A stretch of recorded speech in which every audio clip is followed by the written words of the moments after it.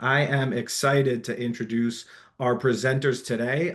First up, you can see him there on your screen, is David Selby. Thanks for joining us, David. David is a brand operations and purchasing analyst with Square One Concepts. A San Diego native, he has spent over 25 years in the restaurant and hospitality industries with companies such as the Brigantine Restaurant Group, Brinker International, TS Restaurants, Lowe's Hotels, and Prime State Concepts, always focused on transforming hospitality business analytics into operational success. David lives in Arizona with his wife Laura and their three dogs, George, Rocky, and Tucker. He enjoys traveling, hiking, fishing, surfing, and snowboarding. Next up from our side is Mark Cohen. Mark is a customer solution strategist at Ars 365, and he's the co-host of the podcast Restaurant 365 Presents Behind the Numbers. You can find that on YouTube, Apple, Spotify, wherever you listen to podcasts. Mark's career began helping a large national restaurant group grow to 120 units before joining two LA-based celebrity chefs to run the operations for their restaurants. He later moved into the corporate office to oversee their growing tech stack. Mark has led the restaurant business management team for a top 100 accounting firm, which pointed him directly at Restaurant 365. With a background in technology and 25 plus years in operations and accounting, Mark has a deep knowledge of software implementation, POS integrations, menu engineering, operational efficiencies, financial reporting, and business intelligence. Mark, take us away. All right. Thank you, Zach. Appreciate the intro. And David, thanks for joining us today. Let's just go quickly over the agenda, what we're going to be talking about. David's going to take us on a little bit of a journey on how he sort of stood up and built his sort of inventory predictive modeling solution within his restaurant concept. So we're going to talk, how did he launch this thing? How did he build it, get it set up, considering the size of his inventory, and then how he modeled it and rolled it out across the teams, and how it is now benefiting everybody involved in this process, profiting the business and ensuring the operators are being held accountable for what they really can control within their four walls. So David, let's get started at square one, right? Like literally you had 2,300 inventory items when you walked in the door. And I want to talk a little bit about how you sort of launched this modern inventory solution, because at the time you really didn't have anything. So let's start there. Tell us about your concept and how this inventory model came to be. Yeah, so Bourbon and Bones is the name of the concept, and as you can kind of think, that's where our niche is, right? So we carry about 800 and 300 bottle wine lists, and across that we are sphere around the company for this concept, I should say. We've been around for about 8 years now, and really have grown tremendously over the last 5. And so, dealing with all of what we have to offer certainly provides its own, constraints, but then also challenges. And part of the thing that when we started, we didn't have 365. So tracking all of that and getting that accurate all the way down into inventory management and so on and so forth was a very time consuming and tedious task every period.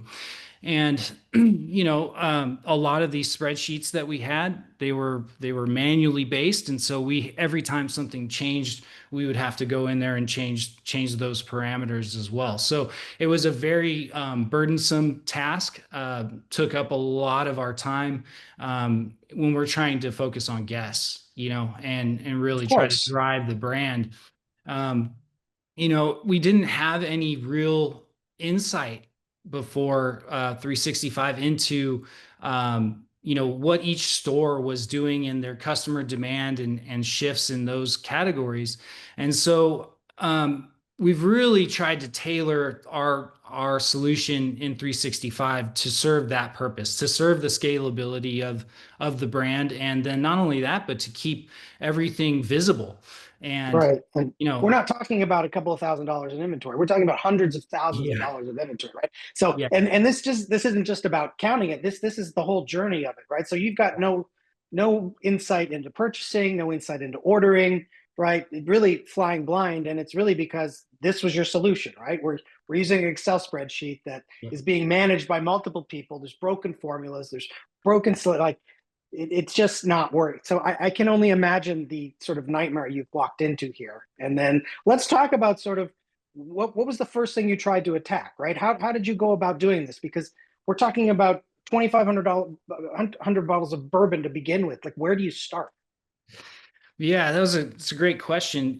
We when we signed on with 365 as well, it was a bit of an excitement moment for everybody in our concept. We really felt that this would help bring that visibility and into our operations that we so desperately needed.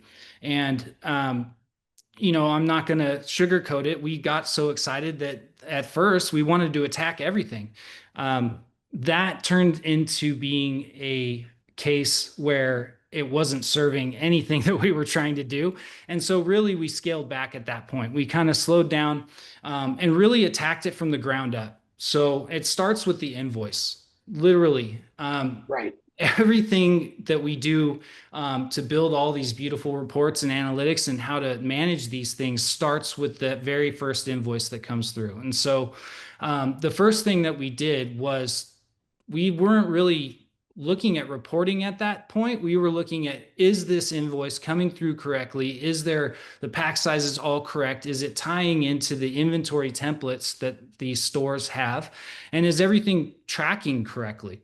Um, and if your counts are correct, everything else should fall in line. You'll But get but you're absolutely correct. It starts and stops with AP, right? If we 100%. get it wrong on the invoice, it just domino effects Yeah, through the whole process. So I love absolutely. that that was like we got to get that figured out first before we, walk before we can run, I believe is the way you put it. And Yep. then for the bar, I love the 80-20 philosophy. I preach about this all the time. But rather than hit the bourbon first, you went after the lowest hanging fruit, wine bottles and glasses of Yep. wine. Like that's the easy stuff, right? Exactly. Take care of what you can easily tackle. And the other Yeah, thing is your needle movers, right? Your key items. Those are super important in the grand scheme of everything that we do. And when you're talking about 23 to 2,500 items, at the end of the day, through the what's moving the needle? Yeah, yeah, what's exactly. moving your needle? What hundred are we actually selling on a consistent basis? And that's really where we started to look with the 80-20 philosophy. And then that proved to be giving us a lot of insight, just having that For 20% sure. of our inventory tracking correctly. And so Because that's making up probably 80% of your revenue. It's just exactly. it expands that way. And then, I love this philosophy you had about, okay, now we're gonna start layering on, right? We've got the AP dialed in, so then we're gonna start attacking the counting of the item, right? And then you've gotten into this 2 week count cycle with your key ingredients. And then finally the last piece of this is building out your recipes. How daunting was that part of the process? Uh, it's a lot of effort. I'm not gonna put it any other way.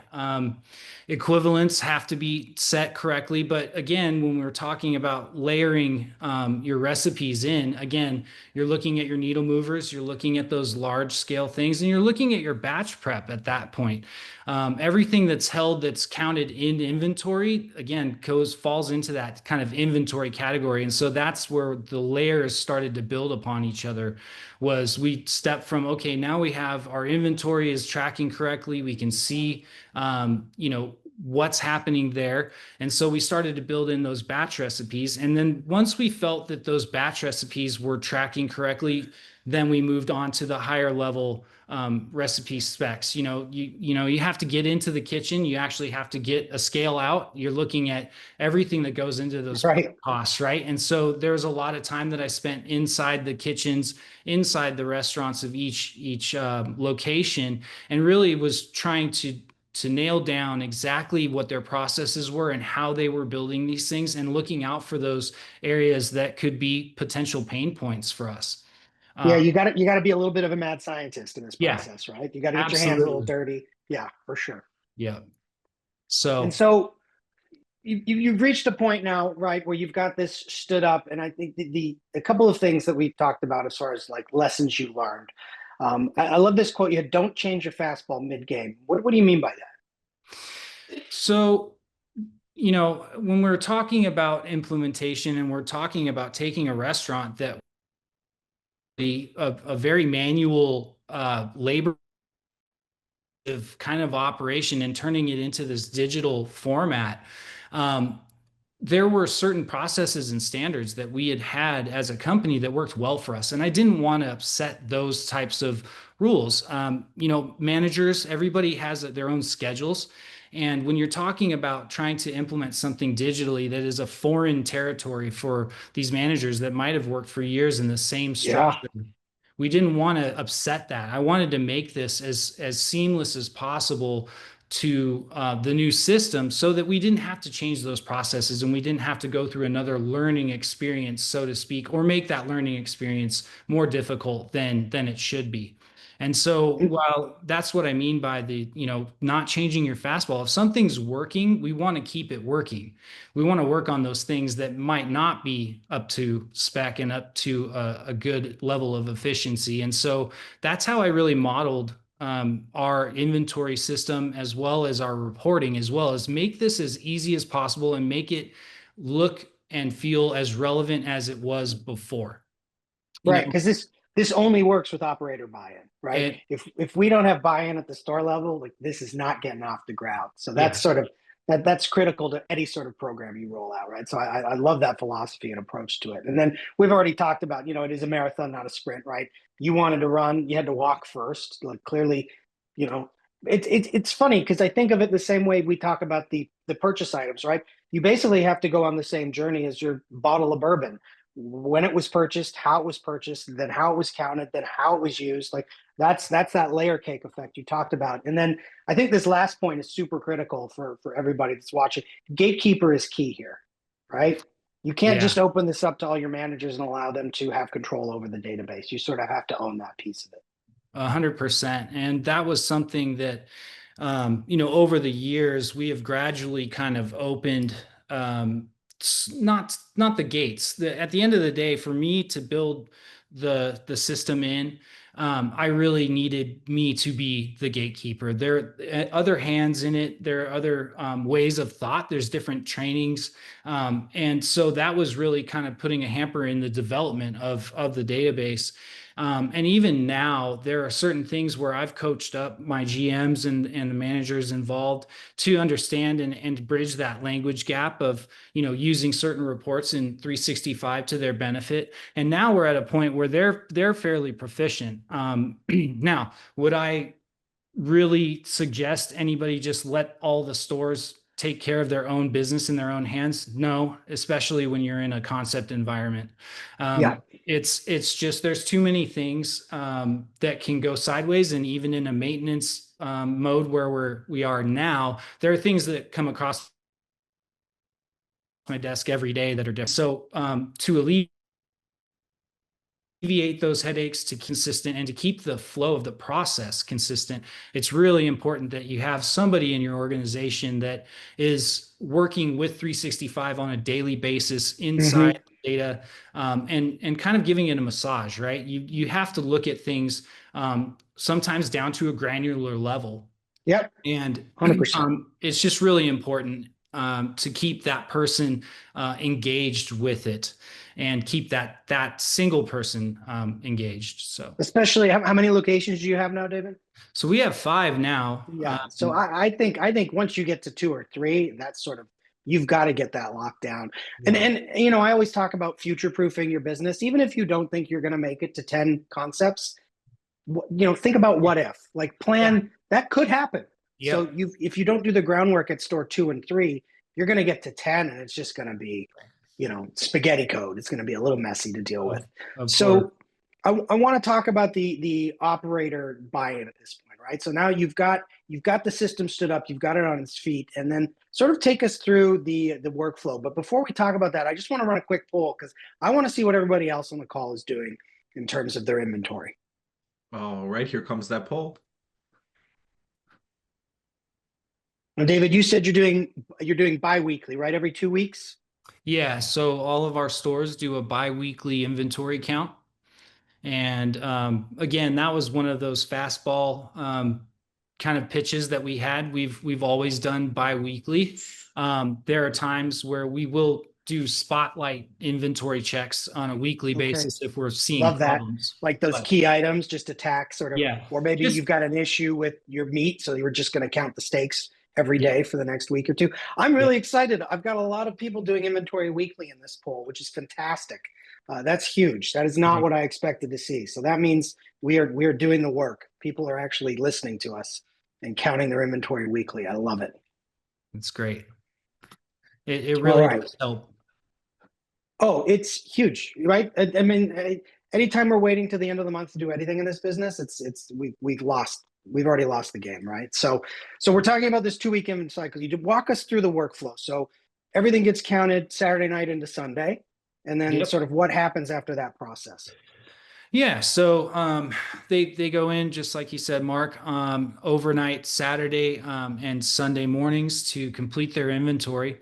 And again, just per the industry as well, all those counts, the physical counts have to be done in between sales cycles. So they're done. We're a dinner predominant restaurant, and Sundays we are not open for lunch, and so they have to have all their physical counts done by Sunday at 4 o'clock. From there, they have essentially 3 days to correct their mistakes. So they'll get their inventory in, they'll put in all the numbers, and then they go back and they're looking at their AVT. And from there, they have 3 days to find those holes.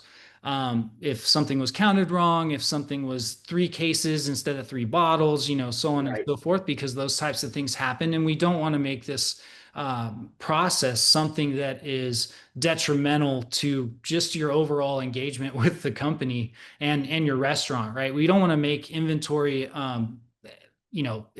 I think it's a bit of a struggle in everybody's mind to have to go and do inventory For 2,500 bottles of bourbon, yeah. for 20. Exactly. That's a lot. Oh, did we lose David for a minute? I think we might have lost David for a minute. Hopefully we can get him back. I mean, with an inventory of that size, I understand not counting it every week, but I do like the fact that David's using key items and he's able to address sort of those items that are moving the needle in his restaurant. If you haven't used key items in our software, they're really easy to set up. Again, I recommend doing like your top 20, 40 items for that. It really makes the counting process easier, but also the key items will carry over into all the reporting we have on the ops side. So you can run your AVT by key item, your purchase item report by key item, your menu item analysis by key. All of the ops reports allow you to run those reports with key items toggled on. And that sort of saves a bunch of extra clicks, right? We don't have to go pick our menu item category 1, 2, 3. We can just say, hey, key item report, and you're going to get all the information you need relatively quickly. So David's team, and I've talked to David about this extensively, right? So once they've got the count done, after that 3-day cycle is complete, they sort of lock everything down. Counts are locked, everything's locked. And now they're moving on to sort of the next part of this, which is not using our barcode scanning. I like to call this out because we have a barcode scanning solution on our app, but I asked him why he wasn't leveraging this. And this is a $7,000 bottle of whiskey that he obviously doesn't want anybody touching. So this just sits on the shelf and they eyeball it and nobody's scanning anything because I can only imagine what a waste log is going to look like with a $7,000 bottle of whiskey dropped on it. But if you are using our barcode scanning solution, the camera is all you need. You just use the phone, scan it. It's a very easy and efficient way to take inventory in our software. It speeds up that whole process, especially if you tie that in with your key item counts. I've got a user, Locale Tacos, they're doing their inventory counts every 3 days, and he's got them down to like 25 minutes to count everything just because they're walking in and scanning it all. It makes the process really simplified, really easy. So he's got his bi-weekly inventory up and running. Then he's using that with his AVT, and they're sort of using that as their mid-month barometer. So once the counts are locked down, like he said, they're running the AVT so they can figure out where they're missing the needle so that when they do get to the end of the month, they're not surprised, right? There's no month-end shock. And then this has also affected their purchasing, right? It's made them leaner in terms of how they're buying their product. Obviously, if we're counting properly and we're purchasing properly, the last piece of this puzzle is, are we purchasing smartly? So he's already started to reduce his inventory balances, and the teams are really setting pars and really tracking their usage so they can get their purchasing dialed in and use our purchase order module for that. And then he's got commissary up and running. So we do have a commissary solution. So a lot of their restaurants are ordering from sort of a central hub, which also allows them to control their purchasing at a store level, but also gives them some buying power, right? So when we're buying in large quantities, we can leverage that power with our vendors, and then we can distribute those goods to the restaurant. So the commissary module in Restaurant 365 sort of allows them to do that. And then that's just another level of control they have over their items and their purchasing. So they are doing bulk purchasing for all of their locations. They've got 25 locations. And so David is overseeing Bourbon and Bones, and then they've got other locations that they also serve from this commissary. So again, they're leveraging their buying power with their venues. They're maximizing their savings. And this is also allowing them to track purchasing at a store level internally rather than just buying from their vendors and their third parties. And sort of his first aha moment with this setup were the vendors, right?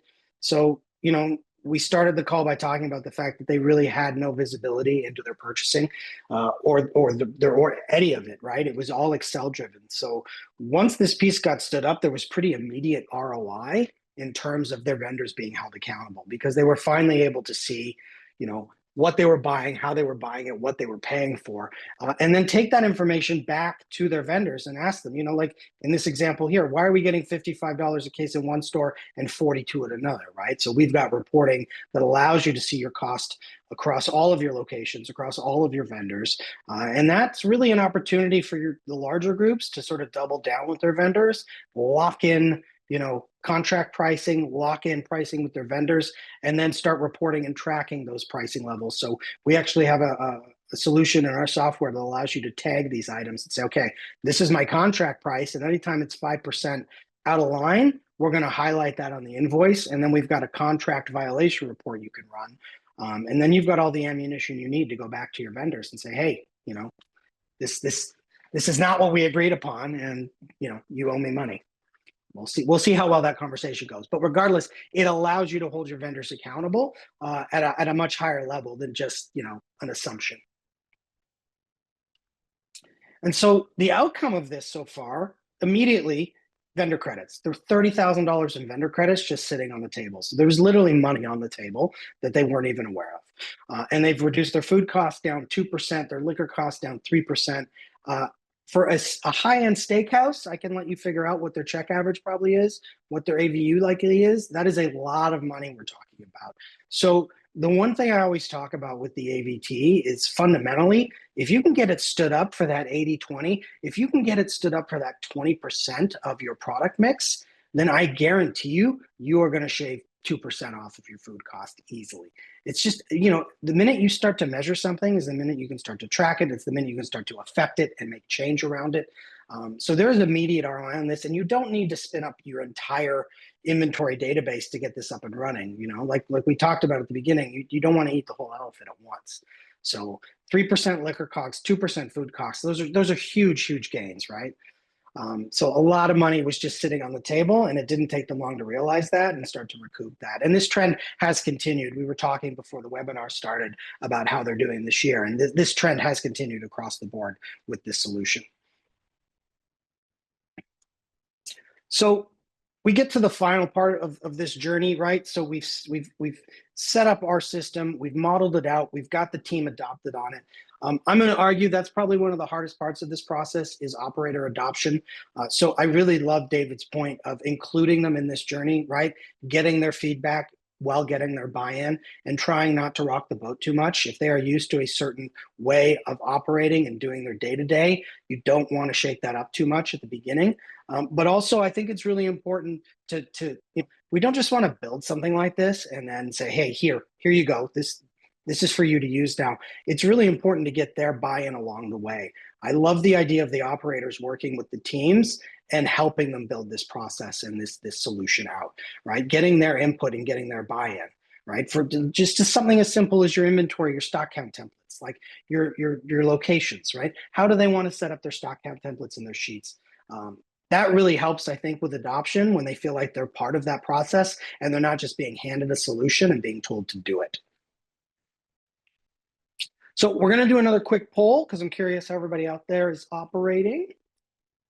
Yep, that is coming to you all now. And I am also texting with David. His internet went out, so he is working on jumping back on and should be back No shortly. worries. So I want to talk a little bit about menu engineering. I'm curious how often some of you are analyzing your menus and making changes dependent on sourcing, pricing, substitutions, margins, of course, recipes.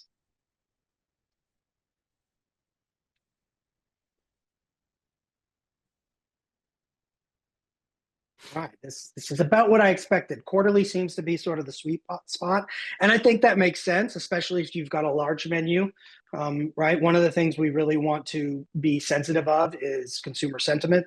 And, there's nothing worse than going to your favorite restaurant and realizing they've pulled your menu, your favorite menu item off the menu. So I think quarterly is a good space to be in terms of menu analysis. Now, that being said, for those of you doing it monthly, I imagine, you might be dealing with some higher end products, a little more of a volatile purchasing environment. So that makes sense as well. But this is obviously, we've seen a huge uptick in the number of people running the menu item analysis report, especially since, we've seen this shrinkflation effect happening and purchasing and all these substitutions that have been happening. That report adoption has been very, very strong. So I think quarterly is definitely the sweet spot. No harm in looking at these numbers on a monthly, weekly basis as well. You never know, especially if you get a substitution on one of those hot sellers. You want to see how that's going to affect your cost of goods immediately. So we were going through David's workflow. We were talking about the biweekly counts. We were talking about locking the counts after 3 days. And then I sort of love what he's done with his AVT. So they're reviewing the AVT and the commissary orders, and they're reconciling up to Thursday. Then the counts get locked. And then that's allowing them to start predicting how they're going to order their products. So Tuesday and Thursday, they're doing all their broadline purchasing from the bar. So they generate a purchasing sheet internally so everybody knows what's expected to come into the restaurant. They match that to the PO. So we have a purchase order module where they're generating these orders. And that is based on a couple of things. It's based on their forecasted sales. So it's telling them how much they need to order based on what they think they're going to do in revenue. And we use a calculation in our software called usage per 1,000. So the more you count, the better this algorithm gets. So we're basically tracking how much of that product you're using for every $1,000 of sales you're generating. And then we're able to use that to look at your forecast and your purchase order to say, okay, I'm placing an order today. I need it to last me for the next 4 days. And we're going to look at your forecast and say, okay, well, based on the last time you counted this product and the amount of sales you've done, theoretically, this is what you have on hand. And in order to get you through the next 4 days of forecasted revenue, this is what you need to order. So that really takes the guesswork out of ordering. Once that's fired off and the invoice comes in, we're able to match the invoice directly to the purchase order and immediately call out the variances. Well, I ordered 4 cases of this, but I only got 3. Well, I was supposed to pay $20 a case for this, but they charged me $25. And so we've got a bunch of reporting around that as well. So it makes it really easy to reconcile the receiving process at the stores. And then David's taken it a step further, and he's got these purchasing sheets so everybody knows what's been ordered when it comes into the restaurant. So they don't even have to go back to the computer just yet. They can check the purchasing sheet as the delivery is coming in and then reconcile it to the invoice. So really, really locked down process here. And I love that he's using the full suite, right? That's the full journey of the inventory cycle in our solution. Like I said, it starts and stops with AP. And AP is only going to be as good as this purchasing process as well, right? It sort of comes back to the beginning. And like I said, there's no more guesswork or nothing's hidden. Everything's transparent. Everything's out in the open to the operators. Everybody's looking at the same numbers and they're being held accountable. So they are cross-referencing their inventory levels with the theoreticals in the backup, right? We want to make sure that the story that's being told is accurate. And like the holy grail here is that discrepancy between the actual and the theoretical, right? The minute we can isolate the problem at an item level, it saves us sort of looking for that needle in a haystack. And the clickability of our software is the thing I always hear people talking about, right? They love that from the AVT, I can drill into the item, I can see the theoretical usage, I can see the stock count, I can see the actual, I can see the waste log, I can see everything that's touching that number without having to leave the report. And it really sort of trains the operators to they're sort of learning without learning, right? They're starting to dig into the problems on their own and figure out the solution. So I have to imagine from the beginning of this process being set up to the end that the number of questions that David is getting thrown at him has significantly reduced, right? The more they're using the solution, the better they're getting at it, and the better they are at finding those problem children. Because look, at the end of the day, if I've got a problem on my AVT, there's one of four things happening. Either products being wasted, in which case get that waste log up and running, especially if it's a high priced item like protein, right? If they are over trimming that, we want to start tracking that so we can isolate the root of the problem there. Or it's human error, right? And that usually happens in that AP or accounting process. Somebody with some fat fingers puts in the wrong number. That can skew a lot of things. The one I always like to talk about that I don't think it's focused on enough is portioning, right? If you're not, we can pay attention all we want to what's happening in the back of the house, in the kitchen, and the prep, and the ordering, and the purchasing. But when we get to the front of the line and we're actually putting this product out, are we monitoring our portion control, right? Are we over portioning our cheese, our rice, that a lot of times gets overlooked, and that is a place we can be blowing it. We can be doing everything right in the back of the house, and if we blow it on the front of the line with the portion control, then all that work has been for naught. And the last one, unfortunately, is theft, right? So this report is going to tell you one of those four things is happening, and then we give you the tools to figure it out. If you've isolated waste, if you've isolated portion control and human error, and it is theft, then clearly a good camera system is always a nice solution to put into place. But the AVT is going to tell you where you need to focus your efforts, and they can see everything, right? It gives them full transparency into that workflow. So final numbers are on Saturday, and then Sunday, this process starts all over again. So they forecast based on the next 9 days of revenue versus a traditional 7, only because they're doing their counting every 2 weeks. That gives them the 3 days to edit, lock down, and finalize. So this whole process is basically running start to finish over and over again within his four walls. And then they're able to look at a P&L every 2 weeks and review where they're at. Because the P&L in our software is truly a living, breathing document. It's not something you wait till the end of the month to look at. You look at it all the time. That is the most run report in our software. That should be no surprise. Followed very closely by the actual versus theoretical. And more recently, the menu engineering report has gained a lot of popularity. And so the outcomes of this, right, in addition to money and profit, they are catching errors in real time, right? They're not waiting till the end of the month, the end of the quarter. The rogue purchases piece I love, and I hear this from a lot of operators, right? There's no more rogue purchasing happening at the restaurant level. So we just did an event in Dallas, and I think the guy we had on stage talking about this, he had a GL code that was just WTF for these rogue purchases, because these operators were running out of product, they weren't ordering properly, and they were going out to the store to buy lemons and limes and milk and butter and produce and all these rogue purchases that he was having a very hard time tracking. So this totally eliminates the need for that, right? We've got our ordering dialed in. We should not be running to the store in the middle of the shift to buy anything and paying probably 4 times the amount we normally would at the store level.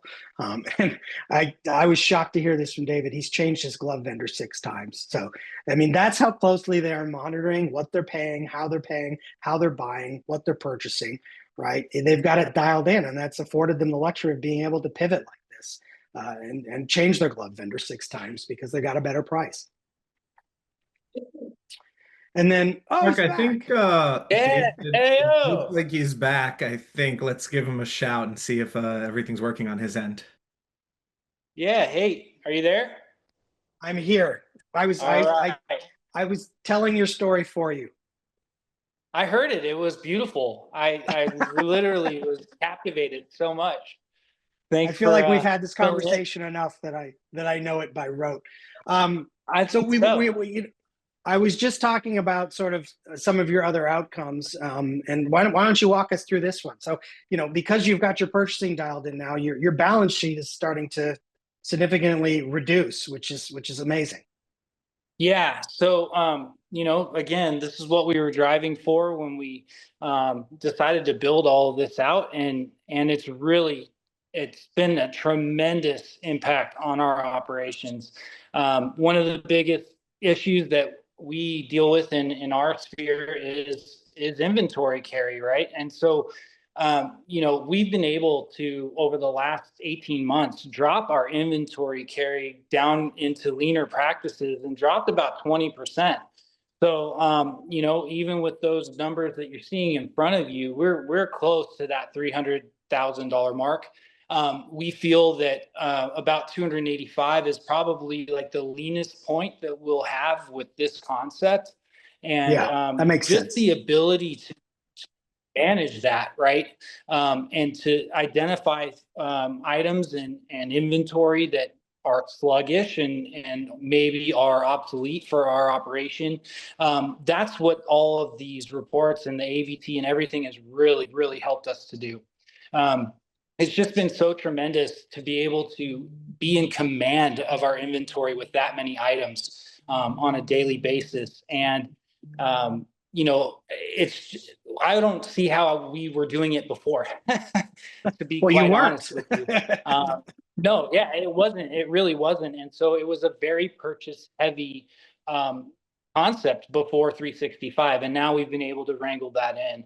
So Yeah, it's funny because that's, a report that not a lot of store managers have ever seen is the balance sheet. And whenever I see a balance sheet with very high inventory levels on it, I immediately know there's a purchasing problem that we need to address, that we need to get locked down pretty immediately.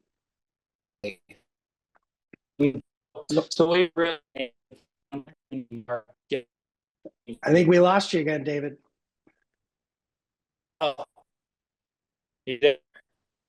Yeah, a little. You're breaking up a little bit, but we've reached your second aha moment, which is probably my favorite moment. All right.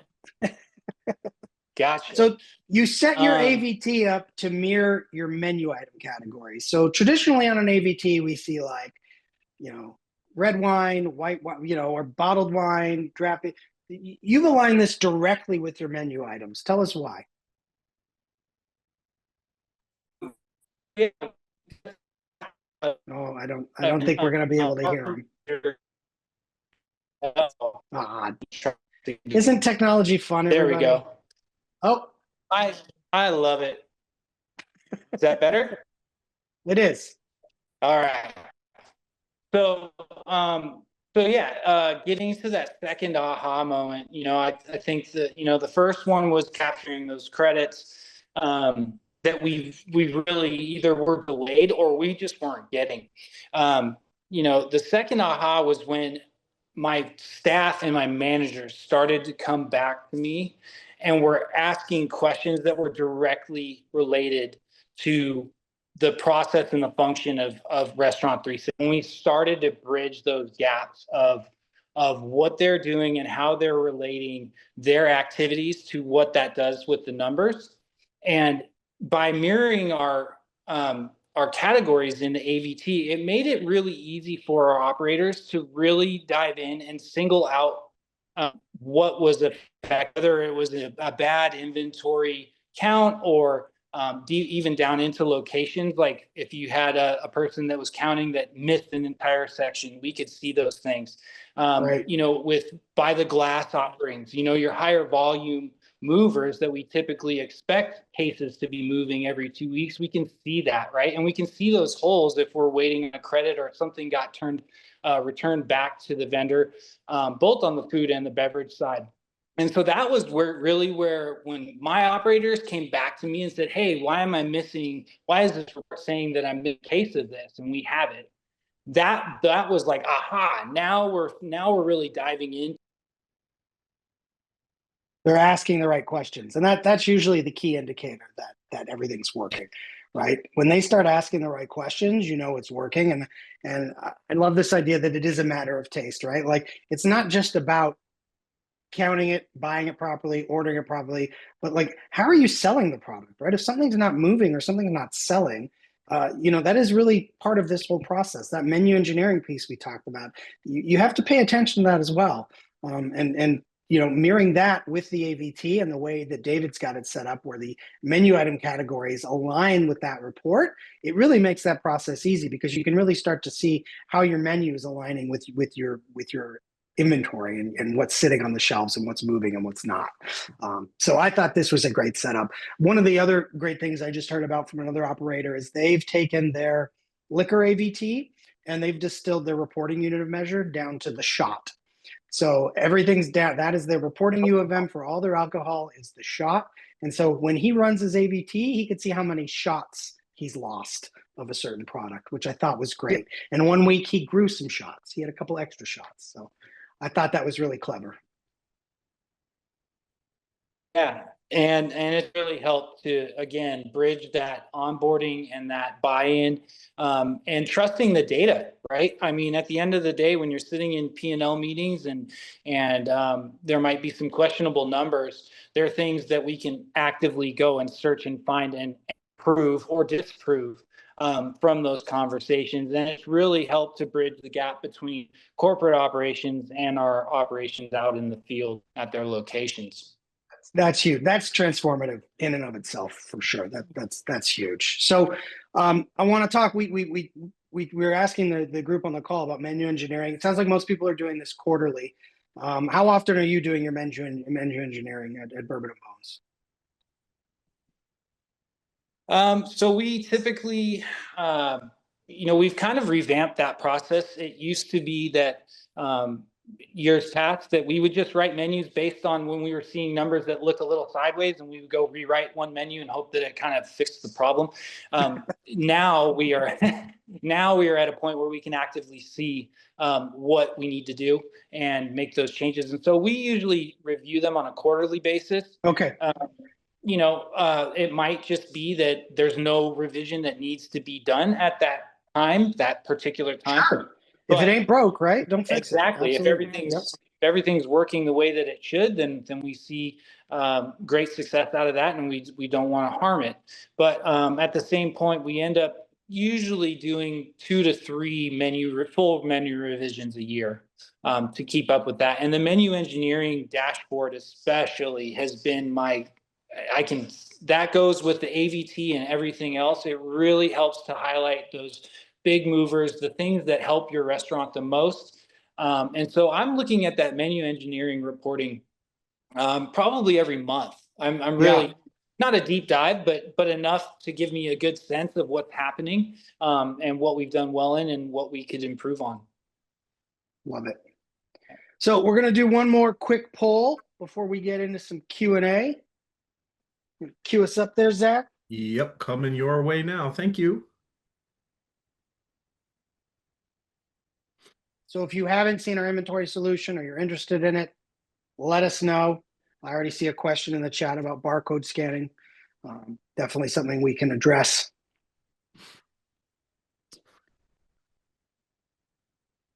Thank you, everybody, for answering the question. We'll wrap this up shortly and get to our Q&A for a bit.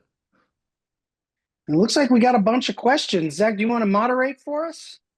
I can go through them. I know some of them are a little in depth there. We might needing to be hook people up with their CSMs. But if you want to take a look through at what we got, I know you have easy access to it. And jump in. I think you're the expert, right? Yeah, let's go. Okay, so David, you ready for some quick fire questions? Quick fire challenge? Yeah, let's bring it on. Okay.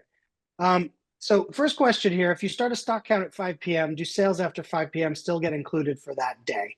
So there's a setting on the AVT where you can dictate when your count is happening, right? So it's either beginning of day or end of day. So we don't have anything that's going to cut you off mid day part cycle. So you might want to be careful there. But if you're counting it, but you can tell the AVT to ignore the beginning, the day sales or include the day sales. But if this is like a lunch versus dinner thing, you might want to do like a key item count. I have a lot of people doing that. They'll do a shift count, a day count, and a night count. You got an opinion on that, David? Yeah, what I've seen is typically, and this is what we do as well, is end of day count.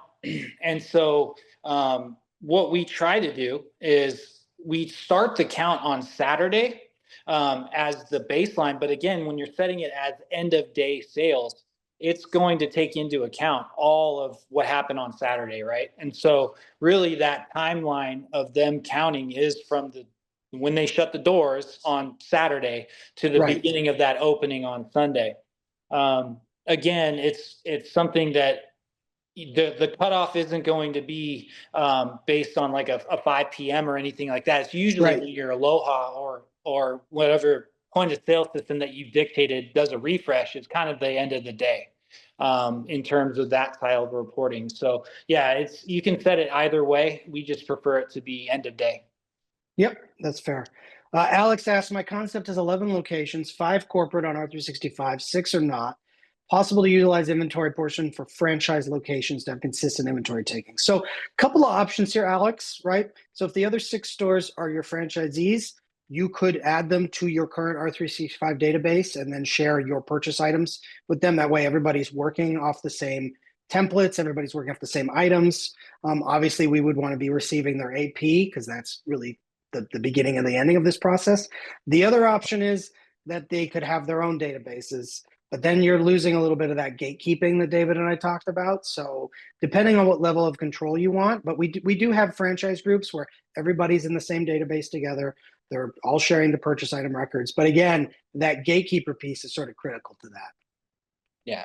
And I would add to that as well, in my role, I'm taking everything that's coming in digitally, whether it be an EDI or a DSS, and those types of things. And I'm looking at that on a daily basis to reconcile those.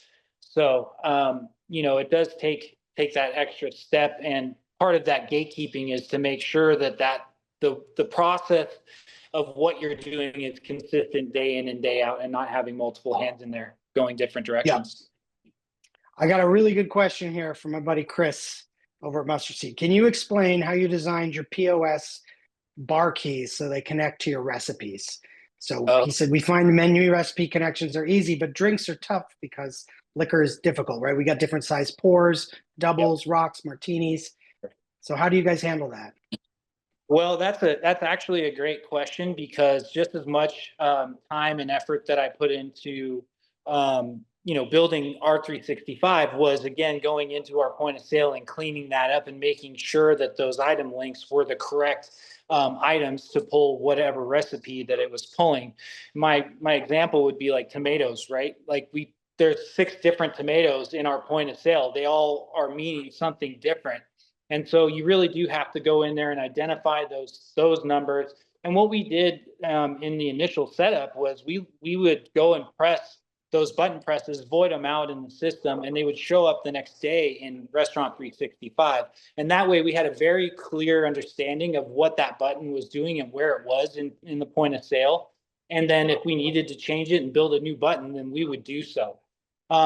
There's a few things that we cannot see. And part of it is just due to the amount of effort that it would take to get it to work. And one thing is doubles for us. Yeah. With 800 different bourbons, I have to create 800 double buttons to do so. Okay. And the fact that, right, so right there, you're talking a pretty significant amount of effort.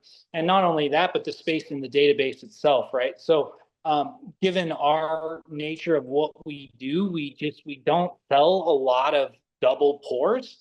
Our pours are at 2 ounces as they are. They're kind of a heavier pour than a standard shot, right? And so we just don't get a lot of demand for doubles. And that's the bigger reason as to why we didn't or decided to not capture that aspect.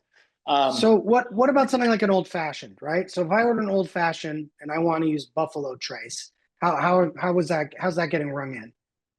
So that in itself, you're ordering the base shot, you're ordering Buffalo Trace, and then there's a modifier button that says as old fashioned, right? And so those 2 buttons are separate buttons in 365. One is for the underlying base liquor. And then as an old fashioned, it's a standard recipe that we have for any old fashioned. And so that recipe is actually attached to that as old fashioned button. That makes sense. I got a good question here from my buddy John over at Four Corners. Will the predictive ordering functionality be able to consider purchasing deals in its analysis? For instance, will the system increase its ordering levels to account for price reduction granted by a case deal? So short answer is no. But obviously, if you know you're getting that case deal, you can build that into the purchase order at the time if you know what the price is going to be. We are playing with order guides right now from vendors. So the ability to bring in the order guide ahead of the purchasing process so you know exactly what the items are, what the price is, if there is a substitution, all of that stuff. But the only way I would think to account for that would be if you know you're getting a case deal, then you need to, change the unit of measure you're purchasing by and update the price on the PO. Yeah, and actually how we deal with those types of, case deals or mix and match is generally those items are existing items. And so what we do at the invoice level is to separate out that case deal. That SKU for the case deal doesn't exist in R365 Right. for us. Right. We don't tie that in. We actually go and build in the manual items that were in that case, and we price it back to whatever level we had the last time we purchased it. And if there's any discrepancy, then we log that into the cost of goods for that type of item. So if it's liquor, right, we're doing an offset to show that we didn't pay that actual amount of money for those items in that period, but we're only realizing those case deals as they are coming along.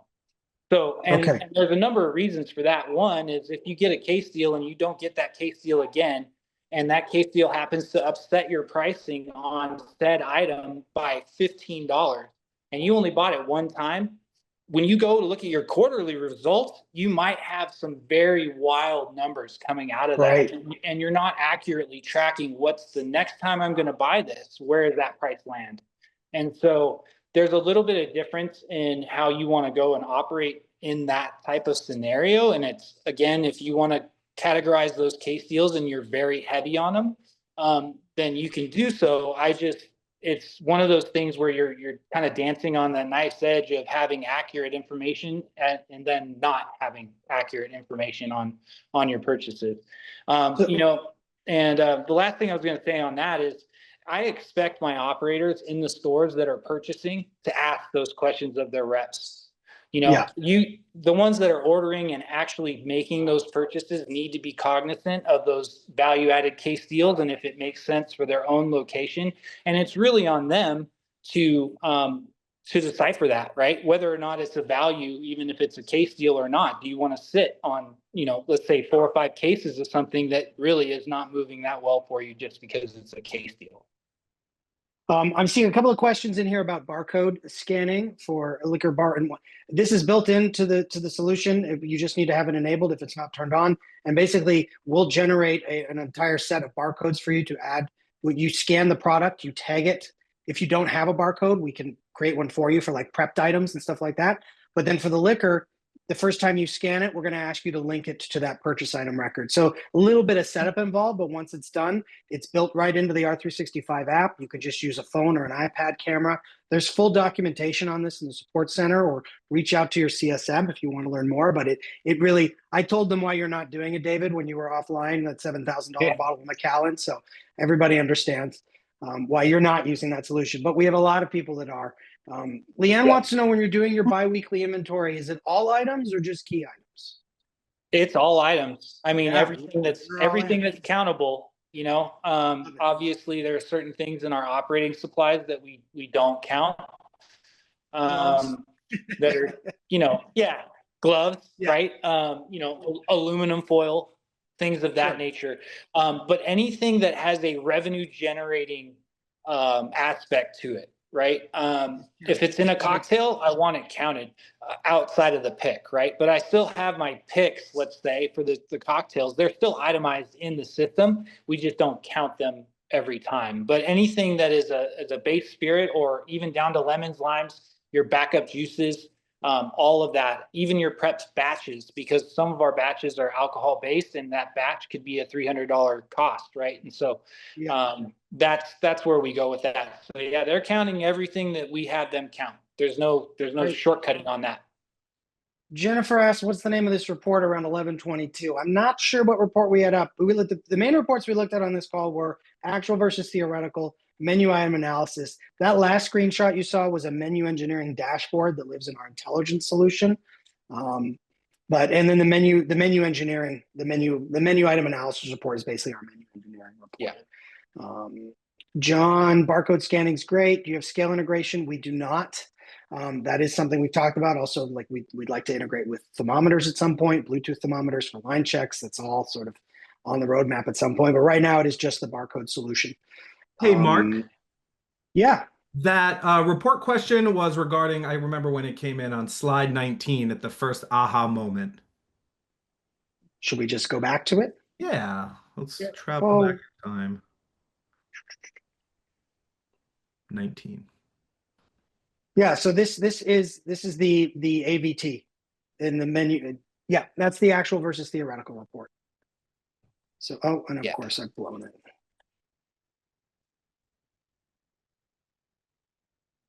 This one, yeah. So this is the AVT, and this right here is these are his menu item categories in R365. And one of the things we were talking about is he's got this lined up. So all the menu item categories align with the items on his AVT, so you can quickly compare the two of them. Sure. If you Yeah. haven't Put seen the that report, it's even if you don't have recipes set up, this is an awesome report because it shows you the journey of the item. You can see what was bought, what was counted, what you ended with, what you wasted. So the theoreticals is obviously the best part of that report, but even just looking at the journey of your items is really transformative. Um, Yeah, there's a lot that the AVT can do even without recipes, just like you said, Mark. It shows you how much you're purchasing on a month or any particular wavelength of time. There's a lot that AVT does in its own right. It's kind of like its own menu item analysis, purchasing. There's so much that's in that report that is just tremendous in value. And so, even down and to how much you're purchasing. Yeah. Yeah, like I said, you can see the whole journey of the item. Tim, you've got a great question here. Suggestive ordering is using expected usage per 1,000 on actual sales. So that's what that Yep. does. Theoretical, though, is based on POS depletion. So the Yep. theoretical values on the AVT are looking at what you sold in your POS, what recipes those are linked to, and depleting your ingredients at that level. The usage per 1,000 is looking at, okay, you counted this on Monday, then you counted it on Sunday, you used this much of the product, you did $50,000 in revenue, therefore your usage per 1,000 is X. So those are two different numbers. So they're not going to align perfectly. How does the system integrate with the POS? Well, we full check level detail, Lisa. You say our PMix is imported manually. Nope, that is part of our integration. So every night we read every single check that comes into R365 from your point of sale. That's how we compile your sales summary. That's how we build your PMix, get you your theoretical numbers. Do you have a built-in module for team members to assist in food cost calculations from analysis on theoretical menu items? So we don't have a module that does that, but David, you sort of touched on this where you'll create the button in the POS, ring it in so it shows up in R365 so you can sort of start to test it out. Do you Yep. do that with recipes too sometimes before they launch? We do. I mean, obviously, when you're looking at it, if it's, let's say, start with a brand new item, a new product that we've purchased for use, right? I'm going through the same process that I did to kind of build the 365 database the same way, right? So what I'm looking for is we'll bring in that button and then we'll go back and we'll look at like a 2 week again with that inventory count and we'll see what the impact of those sales are and whether or not it matches up and whether or not that recipe kind of needs to be fine-tuned, right? You want to go off of weights and scales and everything that's actual. You don't want to just say, well, I guess this weighs 0.3 of an ounce. You'll see it in the AVT. You'll see those peaks and valleys and kind of that separation between your actual and your theoretical.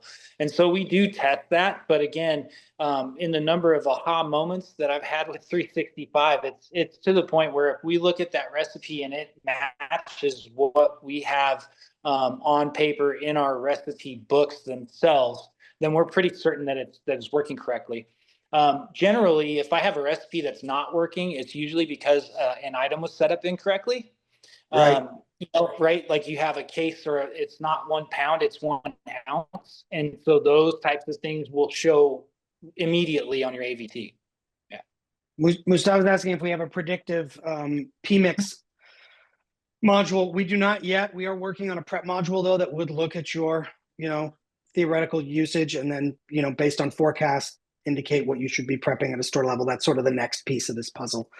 Tim, your typing was fine.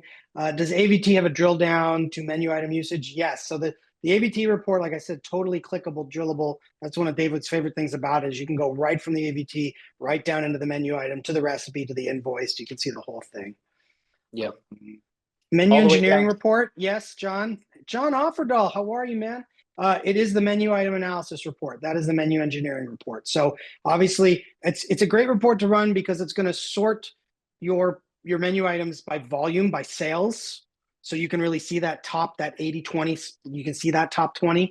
And then you can look down the recipe column and really see where you've got holes, right? You can see where you're missing recipes, and you can see all your margins. Don't understand how the AVT report lines up with the PMix. So rather than create his purchase item categories as like produce, dairy, meat, although the kitchen is doing that, at the bar, he's doing it white wine by the glass, red wine by the glass, right? So your AVT is broken down to those categories. Yeah. Yep. That third level of categorization that we can do in 365. And that's how I run the AVT as it is. I'm looking for that third You run column. it at level 3. Exactly. Yeah. For us, at least.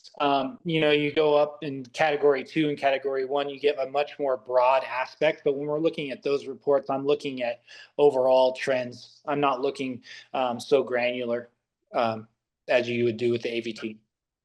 And Angel asked, yeah, we do have a commissary solution. So if you want to learn more about that, reach out.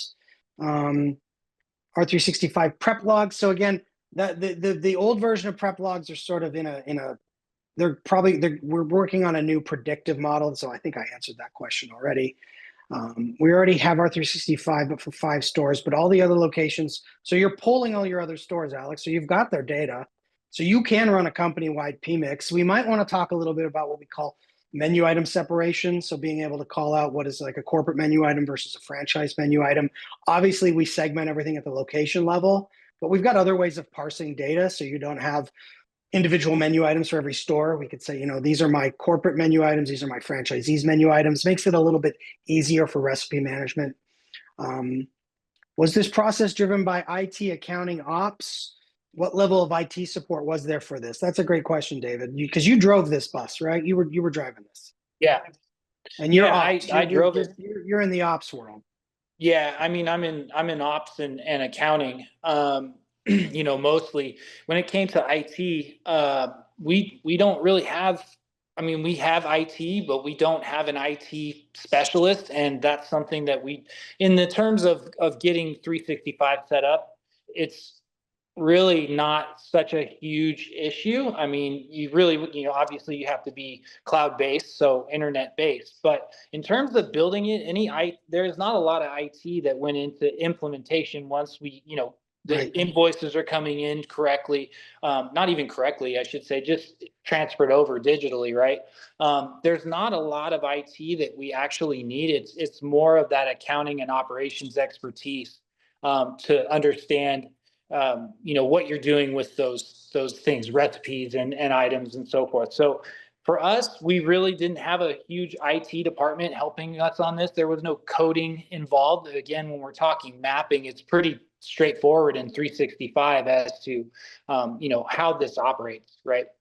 When you get into bigger things like batch, if you're trying to import an entire inventory and try to bring in categories to the existing ones, that gets a little trickier, but really no IT in that aspect. Got it. And the last question I have here, which I can answer, what's driving the sales forecast? AI formula. So we've got a couple of different ways you can do this, right? We allow you now to forecast net, gross, or entree. So those of you that are tracking entrees, you want to forecast on entree sales, we can do that. And then we give you a couple of options. We have typically the most common one that's used is our smart forecast. So that's a year-over-year trend analysis. It's going to look at the last 8 weeks, this year and prior year, and sort of pull out your outliers and give you, okay, here's your average Monday, here's your average Tuesday, and then you can decide if you want to increase, decrease based on that. You can load prior week actuals, prior year actuals. We also allow you to import the forecast now. So some people, they've got a daily budget they've written, they want to import that for the year, and their forecast is done. You can do that as well. So there's a little bit of predictive modeling in there, or you can just write your own forecast from scratch. Before I let everybody go, I just want to remind everybody we will be in San Diego September 21st and 23rd for our national conference, our Restaurant Transformation Festival.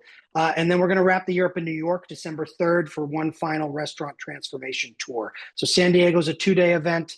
New York is a 1-day event.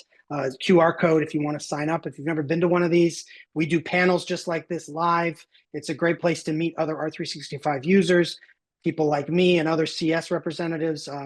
Great environment for collaborating and just learning more about the product and how everybody's using it. David, you've been to a bunch of those. I think that's how we first got connected. So I want to thank you for being here today. I know we had some technical issues, but I think we got through it just fine. I'm just happy we got your face back on the screen. You were able to share your knowledge with everybody on the call. So thanks for your time today.